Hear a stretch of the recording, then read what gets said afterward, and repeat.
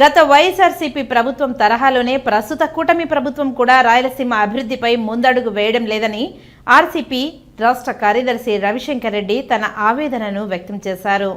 Tirupati press క్లబ్లో మంగళవారం ఉదయం జరిగిన మీడియా సమావేశంలో ఆయన మాట్లాడారు. రాయలసీమ ప్రాంత వాసులకు కొత్త ప్రాజెక్టులు తీసుకోకరాకపోయినా పర్వాలేదు, కానీ ఉన్న ప్రాజెక్టులను కూడా ఇతర ప్రాంతాలకు తరలించడం ఏమిటని ఆయన ప్రశ్నించారు.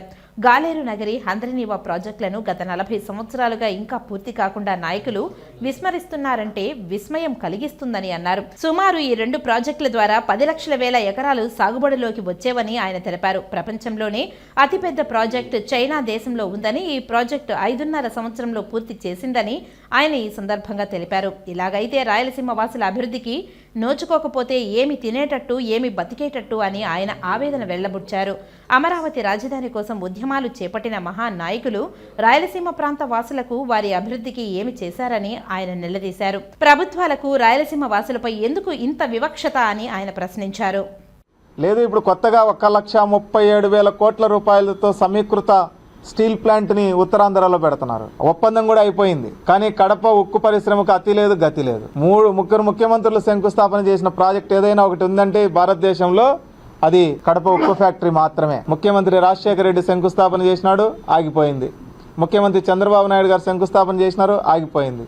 ముఖ్యమంత్రి జగన్ శంకుస్థాపన చేసినాడు, ఆగిపోయింది. 3 సార్లు శంకుస్థాపన చేసి 300 కోట్లు కూడా ఖర్చు పెట్టని ఏకైక పరిశ్రమ కడప ఉక్కు పరిశ్రమ. ఒకవైపు నీళ్లు లేకుండా వ్యవసాయం కూనరిల్లిపోతా ఉంటే, రెండో వైపున పరిశ్రమలు రాకుండా రాయలసీమ ప్రాంతంలో ఉండే యువత, రాయలసీమ ప్రాంతంలో ఉండే ప్రజలు ఎట్లా బతకాలా, ఏం తిని బతకాలా, ఏం చేసి బతకాలా, ఏ రకంగా ఈ ప్రాంతం ముందుకు వెళ్ళాలా అన్నది ఈ ప్రభుత్వాలు చెప్పాల్సినటువంటి అవసరం ఉంది. వచ్చే పరిశ్రమల్ని కూడా వేరే ప్రాంతాలకు తరలిస్తున్నటువంటి పరిస్థితి కనపడతా ఉంది. ముఖ్యంగా కొప్పర్తి పారిశ్రామిక వాడలో ఎంఎస్ఎంఈ కేంద్ర ప్రభుత్వం 250 కోట్ల రూపాయలు కేటాయించి 20 ఎకరాల భూమి కేటాయించినటువంటి ఎంఎస్ఎంఈ సెంటర్ని అమరావతికి తరలించాలని ఒక జీవో ఇవ్వడం జరిగింది. రెండో వైపున ఈరోజు దేశంలోని అతిపెద్ద గ్రామీణ బ్యాంకుగా కీర్తించబడుతున్నటువంటి ఆంధ్ర ప్రగతి గ్రామీణ బ్యాంకు కేంద్ర కార్యాలయాన్ని అమరావతికి తరలించాలని ఒక నిర్ణయం తీసుకోవడం జరిగింది. నేను అంటుంది ఏంటంటే, అమరావతిలో రాజధానిని తరలిస్తే భూమి ఆకాశం బద్దలైనట్టు ఉద్యమాలు చేసిన వాళ్ళకి మా బాధ అర్థం కాలేదా అంటున్నా నేను. మీది తరలిస్తేనే బాధనా? మాది తరలిస్తా ఉంటే బాధ ఉండదా? మా ప్రాంతం నుంచి ఇక్కడ ఉన్న పరిశ్రమని, ఇక్కడ ఉన్న ఒక సంస్థని, ఒక కేంద్ర కార్యాలయాన్ని మీరు వేరే ప్రాంతానికి ఎన్నో సంవత్సరాలుగా, ఎన్నో దశాబ్దాలుగా ఇక్కడ ఉన్నటువంటి ఒక కేంద్ర కార్యాలయాన్ని తరలిస్తా ఉంటే మాది మాత్రం బాధ కాదా? మాది మాత్రం కోపం కాదా? మాది మాత్రం ఆవేదన కాదా?